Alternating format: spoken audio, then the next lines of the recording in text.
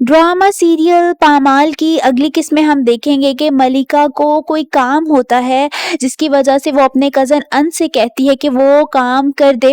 अंश उसका काम कर देता है, मगर जब ये बात रज़ा को पता चलती है तो वो बहुत ज़्यादा गुस्सा होता है। रज़ा मलिका को तंज़िया लहजे में कहता है कि मैं तुम्हें खुद मुख्तार बनाने की कोशिश कर रहा हूँ ताकि तुम अपने पाँव पर खड़ी हो सको, तुम्हें किसी की मदद की ज़रूरत ना पड़े। मगर तुम सहारे ढूंढ रही हो।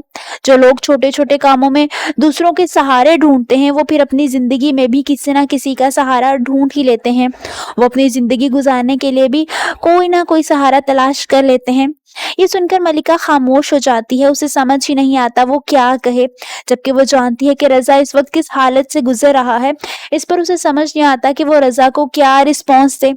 वहीं मलिका की माँ उसे समझाते हुए कहती हैं कि मलिका, रज़ा की हिम्मत तो देखो, उसकी खुद जान पर बनी है मगर वो तुम्हें हौसला दे रहा है। वो खुद बिल्कुल टूट चुका है मगर वो तुम्हें हिम्मत दे रहा है। वहीं मलिका अपनी माँ की बात समझते हुए अंश यानी अपने कज़न को कहती है कि मुझे तुम्हारी किसी मदद की ज़रूरत नहीं है और ना ही किसी चीज़ की ज़रूरत है। तुम जितना अरसा यहाँ हो मामू और ममानी के पास रहो, यहाँ मेरे घर मत आया करो। उसकी बात सुनकर अंश हैरान रह जाता है मगर वो समझ जाता है कि ये भी रज़ा ने ही मलिका से कहा होगा। वो खामोश हो जाता है, जिस पर मलिका उसके लिए बाहर का दरवाज़ा खोल देती है। अंश बगैर कुछ बोले वहां से चला जाता है।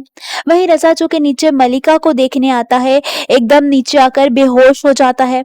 मलिका तेजी से उसकी तरफ बढ़ती है और जोर जोर से उसका नाम बुलाने लगती है, मगर वो जमीन पर लेट चुका होता है और कुछ भी नहीं बोलता।